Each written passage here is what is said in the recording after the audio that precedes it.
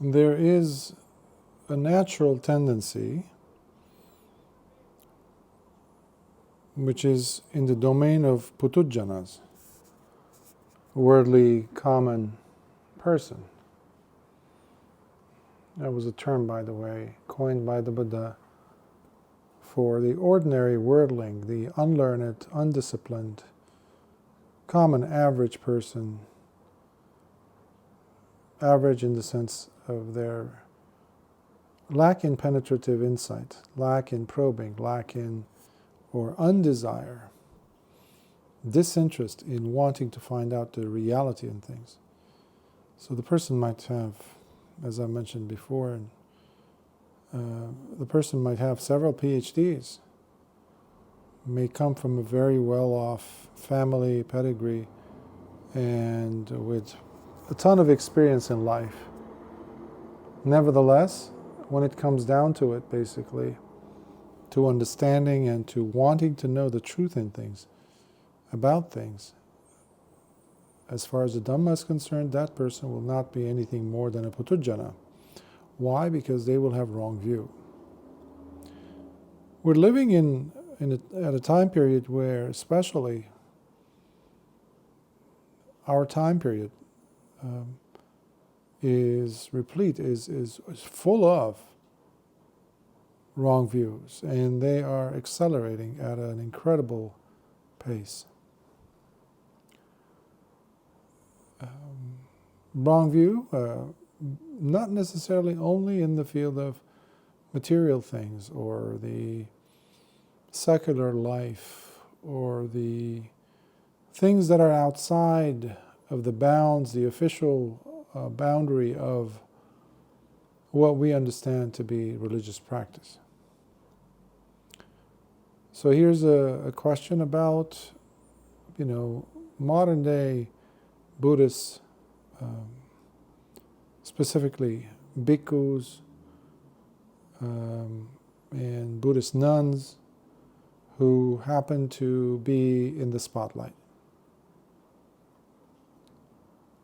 And specifically in terms of activism. Well, whenever this topic comes up, I just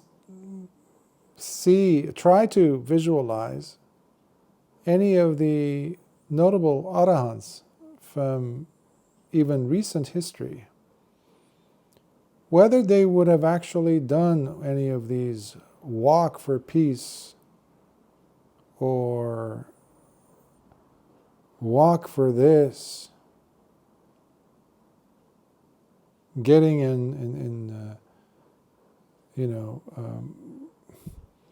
doing some type of engagement to show the community, to show the public, to show the media, to show television stations, to show people out there who can get their names out there and their pictures and videos out there, that they're doing something notable, something noble, something special. So I try to imagine, for example, Ajahn Mun, would he have done that, any of this? Or Webu Sayadaw, would he have done this? Just once. Or Bhante Nyanananda, would he have done this? Or Lord Buddha, would he have done this? The answer to all these would be no, flat out, no. So whenever I get these clips sent to me of some activist, a new group of bhikkhus who are excited and to get their names out there, to be seen on television, to do something, to walk dogs and have dogs with them, wearing special banners, this and that, flashy, with covering several different states. At least this is in the case of the United States. You see this happen in Thailand, for example. This has become a habit. which is even expected from, by the laity for bhikkhus to do, unfortunately. But when you think about it, it has lost its meaning long ago. Today, what it has turned into is simply another form of sensationalism, pure and simple, seeking of gain, fame, renown, putting one's name out there, one's image out there, which is quite pathetic, which has nothing to do with the Dhamma. So my question to all these so-called bhikkhus or nuns would be this: are you an arahant? Have you attained the not yet attained? Are you done with the holy life, the goal of the holy life? Have you achieved it? Are you done with birth? If you have, all power to you, go ahead. Go ahead. Do whatever it is that you feel you want to do. But prior to that, sit yourself down in your kuti, put away the cameras, stop calling, inviting some news agencies so that they can be impressed by something of you, and do the work. This has been going on, the sensationalistic, attention-grabbing, attention-seeking drive that has started actually even in the 50s. Even in the 50s, from the 50s, like the Dalai Lama when he started. All that movement. When you look at the essence, what are they doing? What are they really teaching? What is there? Most people have no clue what the Dhamma is. With all this pomp, with all this advertisement, when you look from the masses who have been exposed to these images and videos and news, etc., they never are interested in anything that goes deeper than the mundane, sensationalistic platform that is being pushed, the agenda of that. And how are they really helping peace, by the way? I'm curious. Because I heard the other day that one of those monks that have been walking in the East Coast somewhere in the United States ended up getting hit by a car. Well, where was his sati? Where was his sampajanya? Because unfortunately what happened to that venerable, he had to be taken to the hospital, and they had to, from what I've heard, get his leg amputated, because what was left was simply skin and bone. And it's a relatively young monk. Well, that's going to really put a damper on his work. Who will take care of him with one leg missing? How is he going to take care of himself?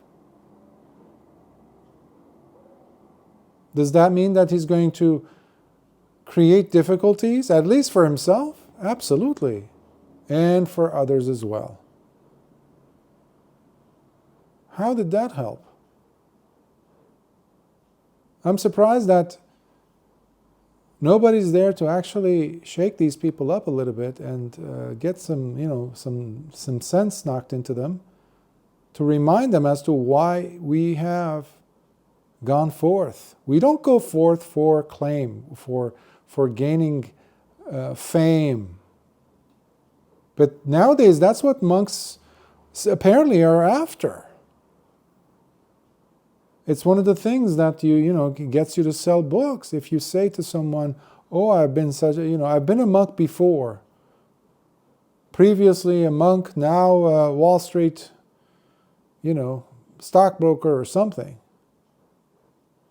Bestseller, speaker to CEOs and things like that." And then they always pitch, yes, he was formerly a Buddhist monk. Okay, that sells more books. Many people who have disrobed, who used to be monks, now are not monks. Guess what? They are carrying over their former monastic name. Why? What right do you have to that name?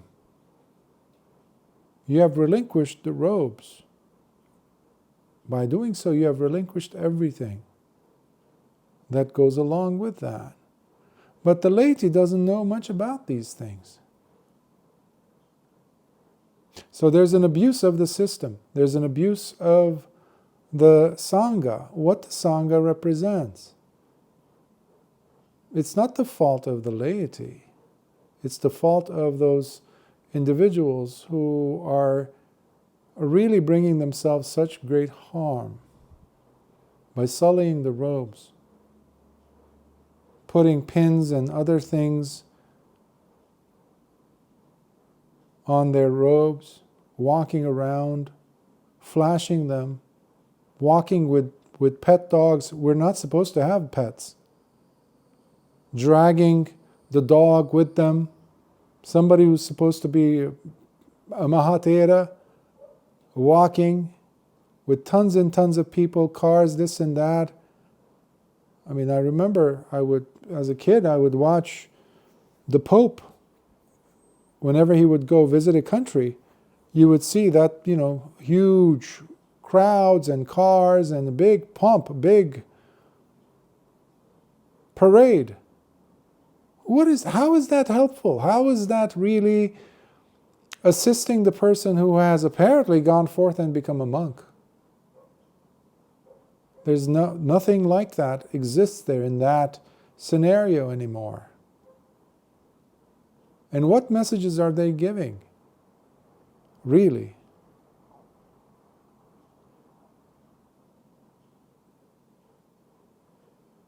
The Buddha gives the example of a stick that's covered with excrement. Imagine a stick, piece of, stick, a wooden stick that's been thrown into a cesspit. Somehow something dragged it out, but what you have now is a stick that's covered on both ends with excrement and smeared with excrement in between. So the whole thing is covered in feces. Soiled, disgusting, dirty, terrible to even be around, let alone touch. You don't want to touch that, of course. And that's how I feel about addressing this, because it's with hesitation, some hesitation, that I wanted to address this, because it's really beneath the Dhamma. Has nothing, this is purely adhamma in fact. And these individuals have no idea what the Dhamma is to begin with, because they're not practicing, they're not studying the Dhamma. There's an image of what they think the Dhamma is, what the holy life is about. But this is what happens when individuals are just purely practicing rites and rituals. There is no practice. So they are very much in love with the external look of what it is. You go to Asia, you try to look for temples that have individuals actually practicing, meditating. What you do have early in the morning are chanters, cantors actually, we can say. And after that, they have their chores, this and that, and then there's another session of chanting. That's why it's no surprise to see lay people meditating more than the monks. And then you see really big fat monks walking around on tudong. Tudong is a mispronunciation of the Pali term Dutanga. Eventually, when it came to Southeast Asia, as in Thailand, it became tudong. Well, tudong was not just the way they have been practicing it in Thailand, and now this is another, they're trying to make it a version of that in the US. But it's not. It was meditative. You did not see, when Ajahn Mun was walking, reporters around him. Cameras. Ajahn Mun did not drag behind him a pet dog on a leash.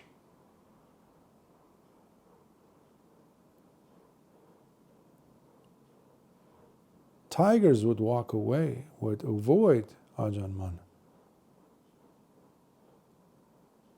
And if they appeared, they would bow down and they would leave him alone, because they knew he was on a mission. This is before he attained. And after he attained, he was simply going to places where he could be of help to teach the Dhamma, true Dhamma, words of the Buddha. Not simply to give them inspirational, exciting, sensationalistic version of something that is not even remotely Dhamma. Because his own character was Dhamma. Same thing you could say about any of the noble Arahants. None of whom placed gain and fame as a goal, as an objective. Not even world peace was their objective, the way these people are pushing for it. These are all bombastic claims that are completely empty. There's nothing underneath it. There's definitely no Dhamma to be found. But they can make the viewer, the hearer of these news, be impressed. Hearers who are oblivious or not aware of what the Dhamma is. That's why they're very impressionable. That's why they're putujjanas. To be impressed by these things means you are very much a putujjana, because you're still moved by sensationalistic moves.